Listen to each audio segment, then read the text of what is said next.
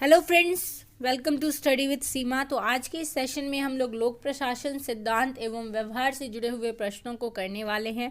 अगर इससे पहले आपने प्लेलिस्ट को चेक नहीं किया है तो ज़रूर कर लीजिए। घटना चक्र के नाम से प्लेलिस्ट बनी हुई है, आप सारे क्वेश्चंस को वहाँ पर देख सकते हैं। फर्स्ट क्वेश्चन है, निम्न में से किसने संगठन के सिद्धांतों को मिथक तथा लोकोक्तियाँ कहते हुए अस्वीकृत किया है? टेरी ने, साइमन ने, वाइट ने या फिर टेलर ने? तो किसने संगठन के सिद्धांतों को मिथक तथा लोकोक्तियां कहा है? तो राइट आंसर है option number B, Herbert Simon. Herbert Simon ने संगठन के सिद्धांत को मिथक तथा लोकोक्तियां कहकर अस्वीकृत किया है। साइमन ने अपनी कृति द प्रोवर्ब्स ऑफ एडमिनिस्ट्रेशन में लिखा है कि प्रत्येक सिद्धांत के लिए हमें उतना ही सत्य प्रतीत होने वाला स्वीकार्य विरोधी सिद्धांत मिल सकता है। सिद्धांत में यह संकेत नहीं मिलता कि कौन सा नियम प्रयुक्त किए जाने के लिए उपयुक्त है।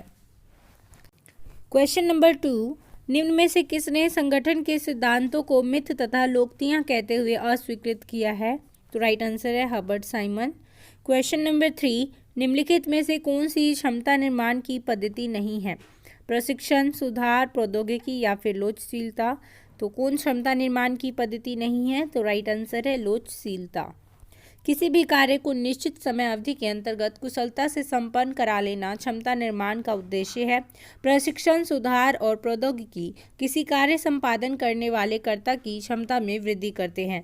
लोचशीलता संबंध कार्य करने की रणनीति से है। इस रणनीति का अनुप्रयोग करते हुए उद्देश्य की प्राप्ति सरलतम ढंग से की जा सकती है।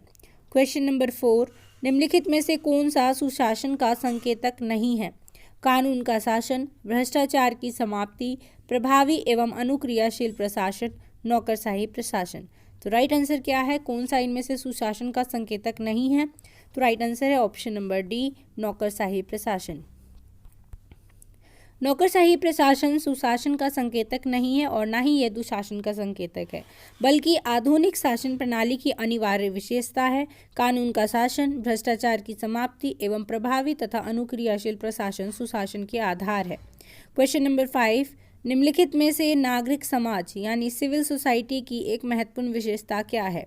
बाध्यकारिता, सामीप्य, स्वेच्छा या फिर दया? तो सिविल सोसाइटी की एक महत्वपूर्ण विशेषता इनमें से क्या है? स्वेच्छा। आधुनिक लोकतांत्रिक तरीके से गठित नागरिक समाज की विशेषता स्वेच्छा है। हीगल जैसे सर्वसत्तावादी विचारक तथा मार्क्सवादी विचारधारा का समर्थन करने वाले विद्वान नागरिक समाज की विशेषता बाध्यकारिता बताते हैं। ग्रामसी एक ऐसे विचारक है जिन्होंने नागरिक समाज को अपने अध्ययन का केंद्र बनाया और इनकी बुक का नाम था द प्रिजन नोटबुक में इन्होंने आधिपत्य शब्द का प्रयोग किया। परंतु यहाँ पर आधिपत्य का अर्थ परंपरागत अर्थ से भिन्न है। यहाँ पर आधिपत्य का अर्थ क्या है? सहमति। क्वेश्चन नंबर 6, प्रतिबद्ध नौकरशाही किसके प्रति प्रतिबद्ध होती है? राज्य के प्रमुख के प्रति, संविधान के प्रति, निश्चित विचारधारा के प्रति या फिर उपयुक्त सभी के प्रति? तो जो प्रतिबद्ध नौकरशाही है वो किसके प्रति प्रतिबद्ध होती है? ये सभी, उपयुक्त सभी यहाँ पर राइट आंसर है। प्रतिबद्ध नौकरशाही का स्वरूप समय एवं परिस्थितियों के अनुरूप बदलता रहता है। अधिनायकवादी या तानाशाही राज्यों में नौकरशाही की प्रतिबद्धता राज्य के प्रमुख के प्रति रहती है, जैसे कि जर्मनी में हिटलर और इटली में मुसोलिनी। जबकि जो साम्यवादी या समाजवादी व्यवस्थाएं होती हैं वहाँ पर नौकरशाही की प्रतिबद्धता एक निश्चित विचारधारा के प्रति रहती है। वहीं उन देशों में जहाँ का शासन का संचालन संवैधानिक प्रावधानों के अनुरूप होता है वहाँ पर नौकरशाही की प्रतिबद्धता संविधान के प्रति होती है। क्वेश्चन नंबर 7, निम्नलिखित कथनों पर विचार कीजिए। उदारवादी वर्गीय अधीनस्थता की यंत्र के रूप में नौकरशाही की आलोचना करते हैं। नव दक्षिण पंथ नौकरशाही की स्वार्थी और अयोग्य के रूप में व्याख्या करता है। तो यहाँ पर आपको गलत स्टेटमेंट बताना है। तो उदारवादी वर्गीय अधीनस्थता के यंत्र के रूप में नौकरशाही की आलोचना करते हैं, ये गलत है क्योंकि ऐसा कौन करते हैं? मार्क्सवादी। मार्क्सवादी खुलेपन और दायित्व बोध की कमी के लिए नौकरशाही की भर्त्सना करते हैं। तो ये भी यहाँ पर स्टेटमेंट गलत है, क्योंकि ऐसा उदारवादी करते हैं। तो यहाँ पर स्टेटमेंट को इंटरचेंज कर दिया गया है। जो मार्क्सवादी कह रहे हैं उसके साथ उदारवादी लिखा हुआ है, और जो उदारवादी कह रहे हैं उसके साथ मार्क्सवादी लिखा हुआ है। तो यहाँ पर स्टेटमेंट नंबर 1 और 3 यहाँ पर रोंग है। तो राइट आंसर है ऑप्शन नंबर सी।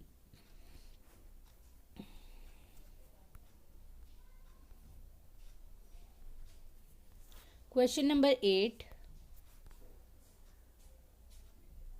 सूत्र एवं स्टाफ सत्ता संबंधों की विशेषता है, न कि विभागीय क्रियाकलापों की। यह कथन किसका है? ओलिवर सेल्डोन का, कुंज एवं ओ डैनियल का, एल डी वाइट का, या फिर पिफनर और प्रेस्थम का? तो किसने ये कहा है कि सूत्र एवं स्टाफ सत्ता संबंधों की विशेषता है, न कि विभागीय क्रियाकलापों की? तो लोक प्रशासन के बहुत ही इंपॉर्टेंट क्वेश्चंस हैं ये, तो जरूर याद रखिए, आने वाले सभी एग्जाम्स के लिए इम्पॉर्टेंट है, जो भी पॉलिटिकल साइंस का एग्जाम है। तो राइट आंसर है ऑप्शन नंबर बी, कुंज एवं ओ डैनियल।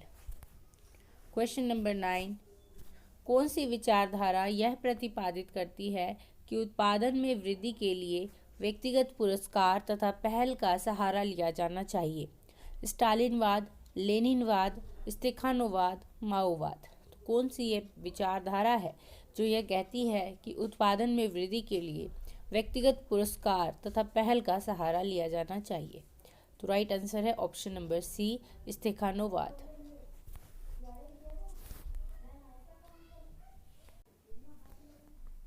सोवियत यूनियन में तकनीकी और राज्य प्रायोजित पहल को उत्पादन की वृद्धि के लिए आवश्यक माना जाता था। स्तेखानोविजीय विचारधारा ने उत्पादन की वृद्धि के लिए व्यक्तिगत पुरस्कार तथा पहल को आवश्यक माना है। क्वेश्चन नंबर 10, निम्न में से कौन खेल सिद्धांत का समर्थक नहीं है? मार्टिन कैप्लन, आर्थर लिबर्न्स, John H Hertz, Richard E Quandt? तो कौन है जो खेल सिद्धांत के समर्थक नहीं है इनमें से? तो राइट आंसर है option number C, John H Hertz खेल सिद्धांत के समर्थक नहीं है, बल्कि ये परंपरागत यथार्थवादी सिद्धांत के समर्थक है। और वर्तमान में हो रहे तकनीकी परिवर्तन का अंतर्राष्ट्रीय व्यवस्था पर पड़ने वाले प्रभाव का मूल्यांकन इन्होंने किया था। इन्हें यथार्थवाद के पुनर्जीवन के लिए भी जाना जाता है। किसे? जॉन हर्ट्ज को। कौन सा सिद्धांत नेतृत्व के बहुआयामी तथ्य को प्रकाशित करता है? Behavioural theory, trait theory, situational theory, या इनमें से कोई नहीं? तो कौन सा सिद्धांत है जो नेतृत्व के बहुआयामी तथ्य को प्रकाशित करता है? तो राइट आंसर है option number C, situational theory. Situational theory नेतृत्व के बहुआयामी तथ्य को प्रकाशित करता है। नेता अपने अनुयायियों की इच्छाओं को पहचानता है और ऐसी विधियों का पालन करता है जो उन्हें संतुष्ट करता है।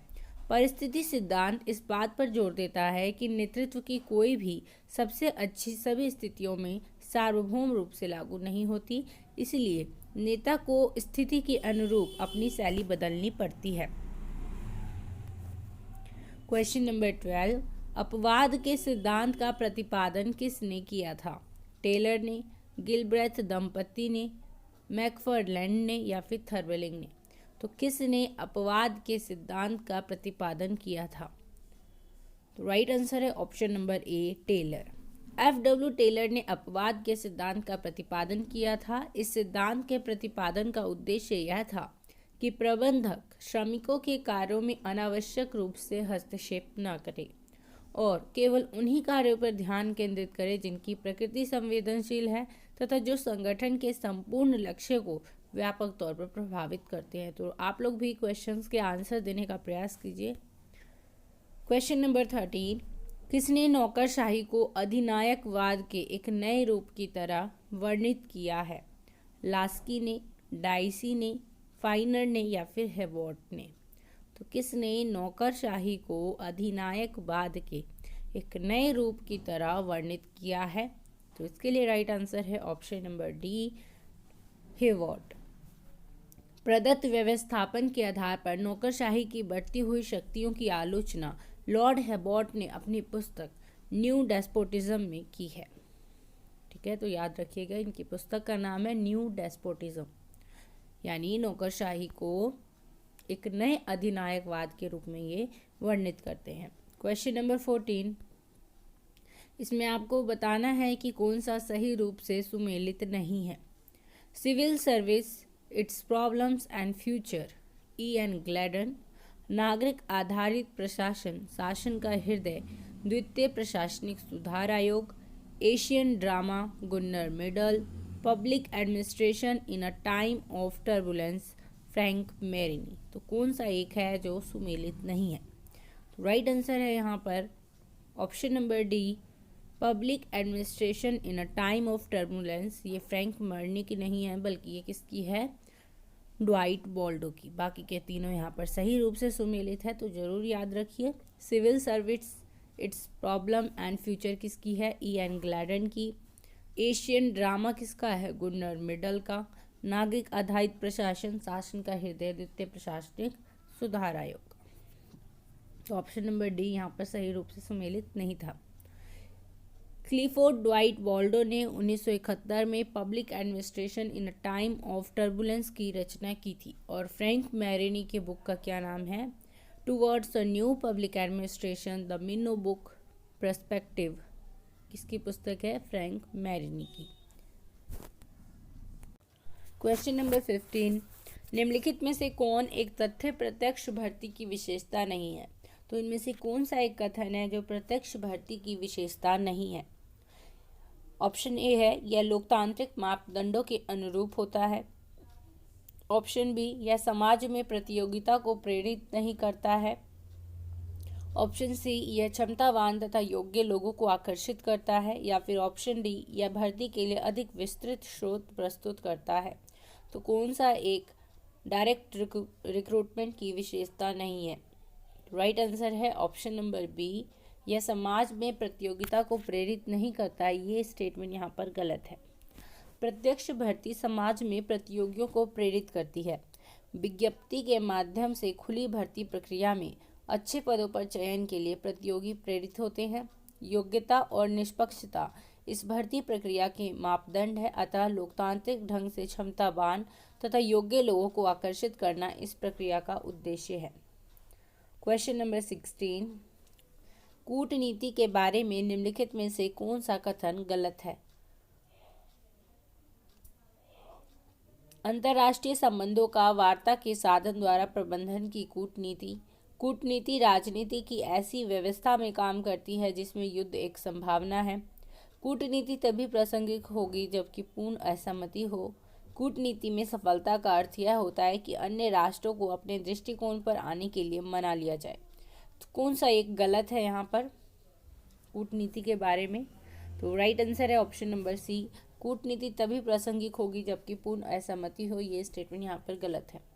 कूटनीति का प्रयोग वहाँ होता है जहाँ असहमति या गलत फहमी के वास्तविक या संभावित क्षेत्र मौजूद हो, पर यह असहमति ऐसी होनी चाहिए कि वार्ताओं के द्वारा दूर की जा सकती हो।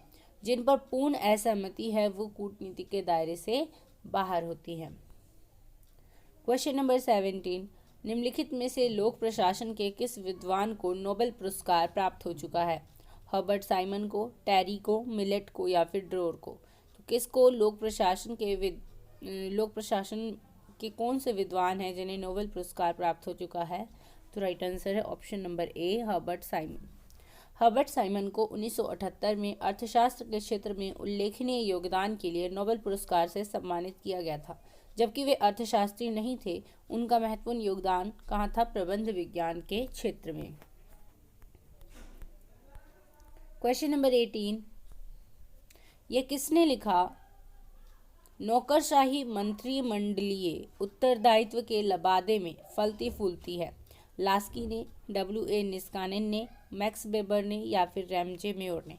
तो किसका ये स्टेटमेंट है कि नौकरशाही मंत्रिमंडलीय उत्तरदायित्व के लबादे में फलती फूलती है? तो राइट आंसर है ऑप्शन नंबर डी, रैमजे मेयोर। नौकरशाही की बढ़ रही शक्तियों और उन अनुत्तरदायी व्यवहार के कारण कतिपय विद्वानों ने इसकी आलोचना की है। रैमजे मेयोर ने लिखा है कि नौकरशाही मंत्रीय उत्तरदायित्व की आड़ में फलती फूलती है।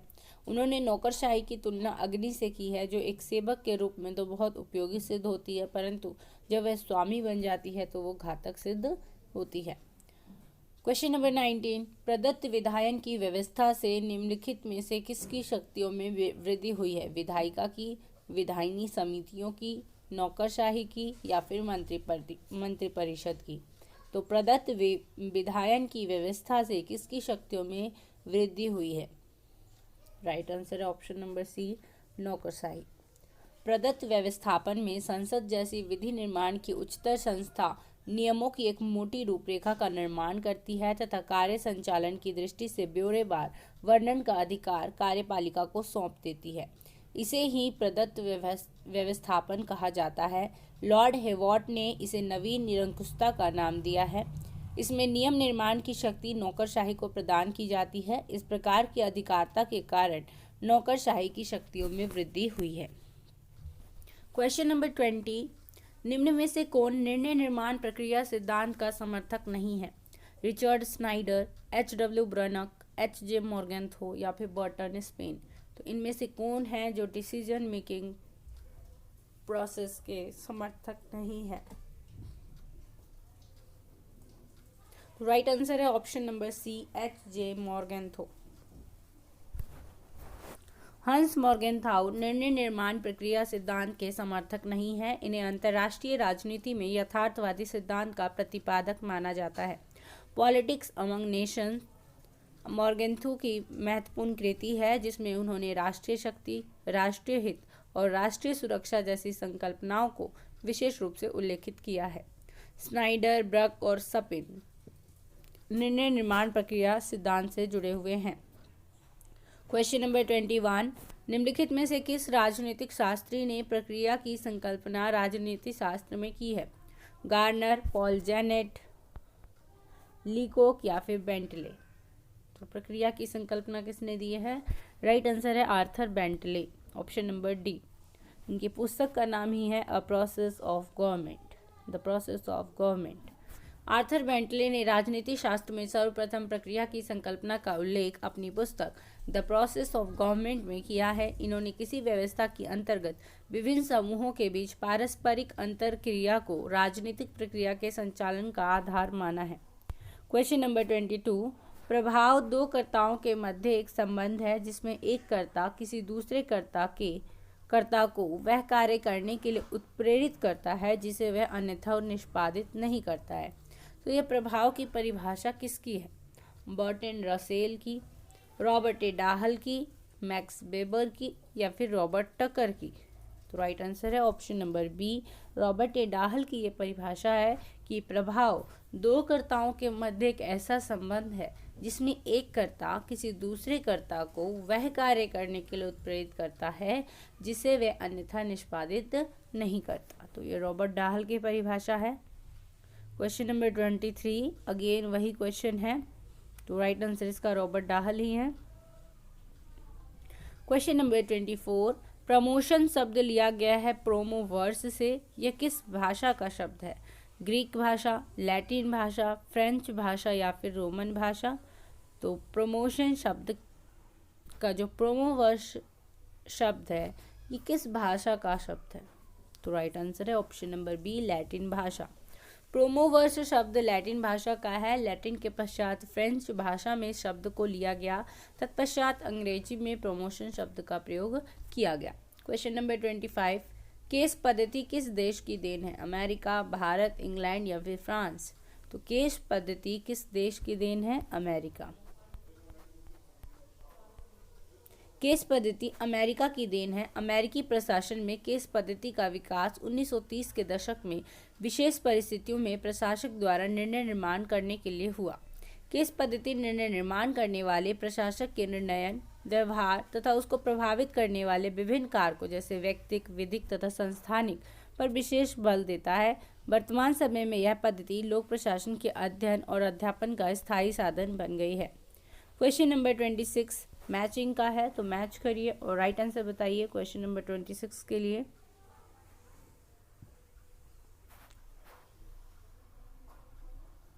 तो आई होप आप लोगों ने राइट आंसर जो सिलेक्ट कर लिया होगा। तो इसके लिए राइट आंसर है ऑप्शन नंबर डी, सही सुमेलित देख लीजिए। शास्त्रीय उपागम से जुड़े हुए हैं हेनरी फ्योल, वैज्ञानिक प्रबंध उपागम से जुड़े हुए हैं फेडरिक टेलर, मानवीय संबंध उपागम से जुड़े हुए हैं एल्टन मेयो और व्यवहारवादी उपागम से जुड़े हुए हैं हर्बर्ट साइमन। क्वेश्चन नंबर 27 है, पोस्ट कॉब की अवधारणा किसके द्वारा दी गई है? लूथर गुलिक के द्वारा, एल.डी. वाइट के द्वारा, बिलोबी के द्वारा या फिर गिलक्राइस्ट के द्वारा? तो पोस्ट कॉब की अवधारणा दी गई है लूथर गुलिक के द्वारा। लोक प्रशासन प्रशासन की प्रक्रियाओं का अध्ययन है। लोक प्रशासन के कार्यक्षेत्र के संबंध में लूथर गुलिक ने जिस मत को प्रतिपादित किया है उसे पोस्ट कॉब कहा जाता है। पोस्ट कॉब शब्द अंग्रेजी के 7 शब्दों के प्रथम अक्षरों से मिलकर बना है, जो इस प्रकार है: P for planning, O for organizing, S for staffing, D for directing, CO से coordination, R for reporting, B for budgeting।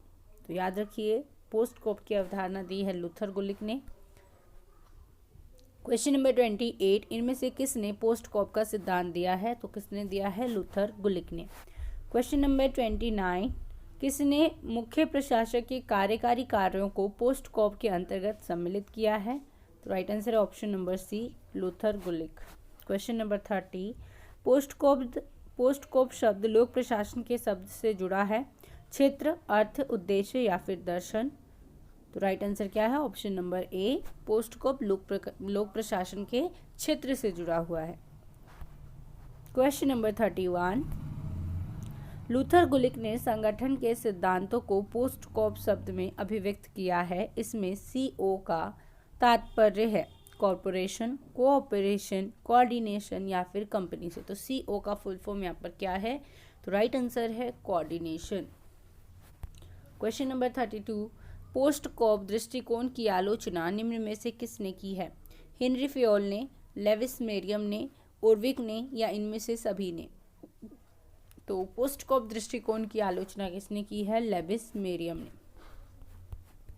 Levi's मेरियम के अनुसार पोस्ट कॉब सिद्धांत अत्यंत स्वेच्छाचारी, काल्पनिक एवं संकुचित है, जिसमें प्रशासन के वास्तविक तत्वों को कोई स्थान नहीं दिया गया है। इस सूत्र में पाठ्य विषय के ज्ञान के तत्व को गौण माना गया है।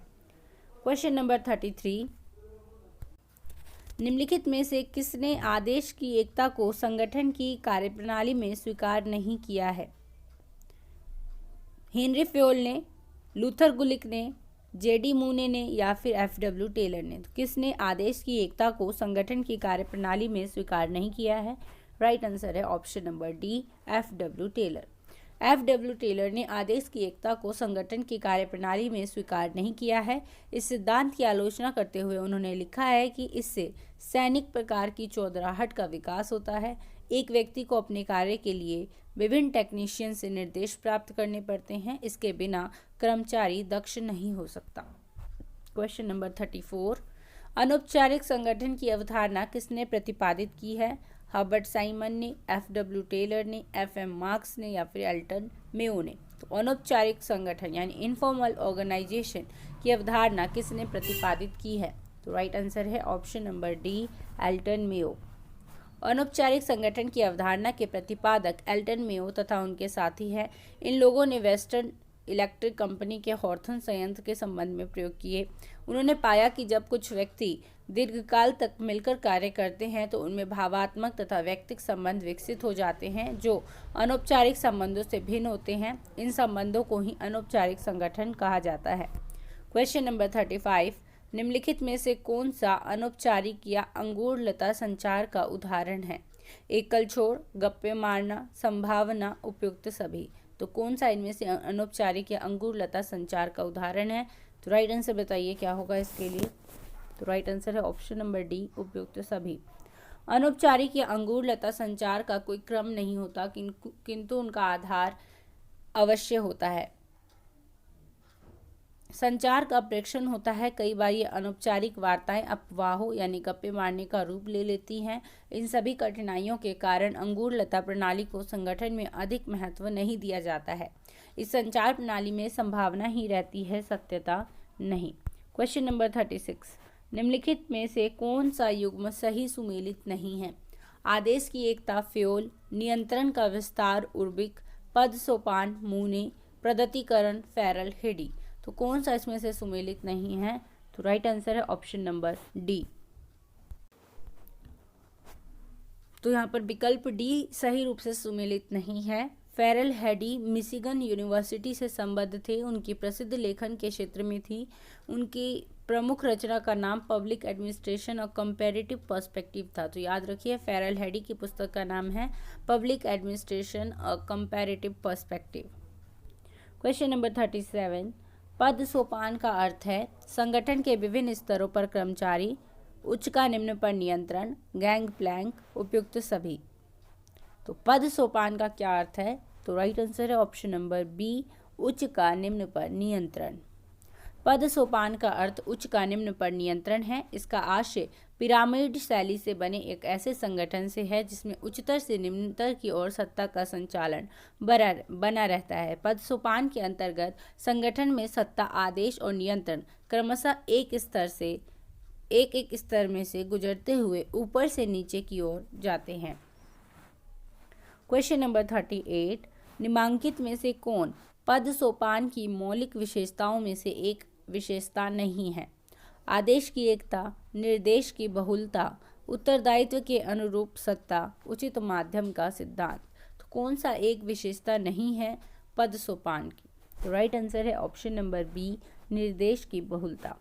निर्देश की बहुलता पद सोपान की मौलिक विशेषताओं में से नहीं है। इसकी कुछ महत्वपूर्ण विशेषताएं निम्न है। इसमें आदेश की एकता का पालन होता है, उत्तरदायित्व के अनुरूप सत्ता का प्रत्यायोजन होता है, कार्य करने का उचित माध्यम होना चाहिए, संगठन की इकाइयां परस्पर संबद्ध और एकीकृत होती हैं, स्तरों का विभाजन करके नेतृत्व का निर्धारण किया जाता है, इसमें संचार निश्चित माध्यम से होकर गुजरता है। क्वेश्चन नंबर 39, पद सोपान बल देता है संगठन की इकाइयों के विभाजन पर, पिरामिडीय संरचना पर, उत्तरदायित्व नीचे से शीर्ष की ओर पर, उपयुक्त सभी पर। राइट आंसर है उपयुक्त सभी। पद सोपान के अंतर्गत संगठन में प्रशासनिक क्रियाकलापों को इकाइयों और उप इकाइयों में विभाजित कर दिया जाता है। साथ ही साथ ये इकाइयां समाहित भी रहती हैं। इसमें संगठन का ढांचा पिरामिडीय आकार का होता है और सर्वोच्च अधिकारी शीर्ष पर विराजमान रहता है। उत्तरदायित्व का निर्धारण नीचे से शीर्ष की ओर होता है, क्योंकि प्रत्येक नीचे का कर्मचारी अपने उच्च अधिकारी के प्रति उत्तरदायी होता है। क्वेश्चन नंबर 40, ओ और एम संबंधित हैं संगठन और पद्धति से, ओम से संगठन और प्रबंध से, संगठन और कार्यालय के प्रबंध से। तो ओ और एम का यहाँ पर फुल फॉर्म क्या है? तो राइट आंसर है ऑप्शन नंबर ए, संगठन और पद्धति से। O stand for organization and M stand for method, यानी कि संगठन और पद्धति। ओ तथा एम अंग्रेजी भाषा में ऑर्गेनाइजेशन एंड मेथड्स का संक्षिप्ताक्षर है। इसे हिंदी में संगठन एवं प्रणाली अथवा पद्धति कहते हैं। भारत तथा ब्रिटेन में ओ एंड एम का यही अर्थ लिया जाता है, जबकि अमेरिका में कभी कभी इसे विस्तृत अर्थ में लिया जाता है। वहाँ इसे संगठन तथा प्रबंध के रूप में लिया जाता है। भारत में केंद्रीय ओ एंड एम डिवीजन 1954 में स्थापित की गई और इसको मंत्रिमंडलीय सचिवालय में स्थान दिया गया। इस समय प्रशासनिक सुधार तथा लोक शिकायत विभाग प्रशासनिक सुधारों तथा संगठन एवं प्रणाली के लिए भारत सरकार की नोडल एजेंसी है। क्वेश्चन नंबर 41, लोक प्रशासन को अध्ययन के विषय के रूप में प्रारंभ करने का श्रेय किसे प्राप्त है? तो बहुत ही इजी क्वेश्चन है। एल डी वाइट को, बिलोबी को, मैरी पार्कर फोलेट को या फिर वुड्रो विल्सन को। तो किसे लोक प्रशासन को अध्ययन विषय के रूप में प्रारंभ करने का श्रेय दिया जाता है? तो राइट आंसर है option number D, Woodrow Wilson. एक विषय के रूप में लोक प्रशासन का जन्म संयुक्त राज्य अमेरिका में सन 1887 में हुआ था। वुड्रो विल्सन, जो उस समय प्रिंसटन यूनिवर्सिटी में राजनीति शास्त्र के प्राध्यापक थे, लोक प्रशासन के जनक माने जाते हैं और इन्होंने अपना लेख द स्टडी ऑफ एडमिनिस्ट्रेशन 1887 में राजनीति व प्रशासन को अलग अलग बताया। वुड्रो विल्सन एक तो लोक प्रशासन के जनक माने जाते हैं, वहीं दूसरे वे राजनीति और प्रशासन के पृथक्करण में विश्वास रखते हैं। वुड्रो विल्सन अमेरिका के पूर्व राष्ट्रपति भी रह चुके हैं। क्वेश्चन नंबर 42, लोक प्रशासन के पितामह कौन है? L D White, Woodrow Wilson, Luther Gulick या फिर साइमन। तो लोक प्रशासन के पितामह कौन है? Woodrow Wilson. लोक प्रशासन का संबंध किससे है? राजनीति से, अर्थशास्त्र से, मनोविज्ञान से या इनमें से सभी से? तो लोक प्रशासन का संबंध इन सभी से है, इसलिए ऑप्शन नंबर डी यहाँ पर राइट आंसर है। 1970 के बाद लोक प्रशासन का अंतर विषयक दृष्टिकोण उभर कर आया।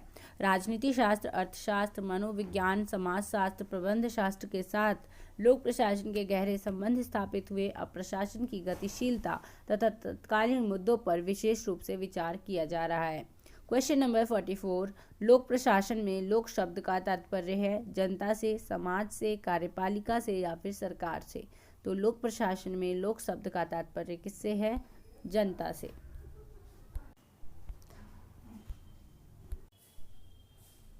लोक प्रशासन में लोक शब्द सार्वजनिकता का सूचक है तथा यह आम जनता के लिए प्रशासन के द्वार खोलता है, अर्थात जो प्रशासन आम लोगों के लिए हो वह लोक प्रशासन है।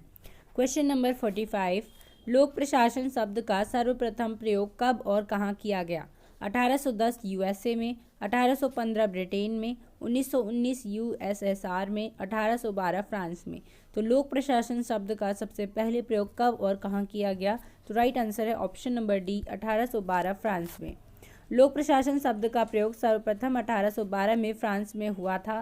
फ्रेंच लेखक चार्ल्स जीन बोनिन ने 1812 में लोक प्रशासन के सिद्धांत प्रिंसिपल्स ऑफ एडमिनिस्ट्रेशन पब्लिक नामक इस विषय की पुस्तक लिखी। इन्होंने ही नेपोलियन के शासनकाल में सरकारी अधिकारियों के लिए प्रशासनिक संहिता का मसौदा तैयार किया। क्वेश्चन नंबर 46, लोक प्रशासन पर न्यायालय के नियंत्रण की दशा कौन सी है? अधिकार क्षेत्र का अभाव, विवेक का अनुचित प्रयोग, प्रक्रिया संबंधी त्रुटि या इनमें से सभी? तो लोक प्रशासन पर न्यायालय के नियंत्रण की दशा कौन सी है? राइट आंसर है ये सभी। लोक प्रशासन पर न्यायालय निम्नलिखित दशाओं में हस्तक्षेप कर नियंत्रण कर सकते हैं: अधिकारों या सत्ता का दुरुपयोग हो, अधिकार क्षेत्र का अभाव हो, वैधानिक त्रुटि हो, तथ्य शोधन या जांच में दोष हो या फिर प्रक्रिया संबंधी दोष हो। क्वेश्चन नंबर 47, नवीन लोक प्रशासन के उदय एवं विकास में कौन सी घटना सहायक है? सार्वजनिक सेवाओं संबंधी उच्च शिक्षा पर हनी प्रतिवेदन 1967, मिन्नोवृक्क सम्मेलन 1968, ड्वाइट वॉल्डो द्वारा संपादित पुस्तक public administration in a time of turbulence 1971 या उपयुक्त सभी? तो नवीन लोक प्रशासन के उदय एवं विकास में कौन सी घटना सहायक है? तो राइट आंसर है ऑप्शन नंबर डी, ये सभी। नवीन लोक प्रशासन के उदय एवं विकास में सार्वजनिक सेवाओं संबंधी उच्च शिक्षा पर हनी प्रतिवेदन 1967, मिन्नोवृक्क सम्मेलन 1968 तथा ड्वाइट वॉल्डो द्वारा संपादित पुस्तक public administration in a time of turbulence 1971 विशेष रूप से सहायक है। क्वेश्चन नंबर 48, 1968 का मिन्नोवृक्क सम्मेलन संबंधित है लोक प्रशासन से, नवीन लोक प्रशासन से, निजी प्रशासन से या फिर संगठन से? तो मिन्नोवृक्क सम्मेलन किससे संबंधित है? तो राइट आंसर है ऑप्शन नंबर बी, नवीन लोक प्रशासन से। वर्ष 1968 के मिन्नोवृक्क सम्मेलन के पश्चात लोक प्रशासन के क्षेत्र में भी नवीन विचारों का सूत्रपात हुआ है और इन विचारों को नवीन लोक प्रशासन की संज्ञा दी गई है। वर्ष 1971 में फ्रैंक मैरिनी द्वारा संपादित एक पुस्तक नवीन लोक प्रशासन की दिशाएं मिन्नोवृक्क परिप्रेक्ष्य के प्रकाशन के साथ ही नवीन लोक प्रशासन को मान्यता प्राप्त हुई है। क्वेश्चन नंबर 49, मिन्नोवृक्क सम्मेलन 1968 में लोक प्रशासन के कौन से 4 मुख्य मुद्दों पर बहस की गई? इतिहास, गुण, मूल्य और विकास, मूल ग्रंथ, संदर्भ, प्रासंगिकता और दर्जा, मानक मूल्य, संदर्भ और प्रगति, प्रासंगिकता, मूल्य, समता और परिवर्तन। तो कौन से 4 मुख्य मुद्दों पर बहस हुई थी 1968 के मिन्नोवृक्क सम्मेलन में? तो राइट आंसर है ऑप्शन नंबर डी, प्रासंगिकता, मूल्य, समता और परिवर्तन।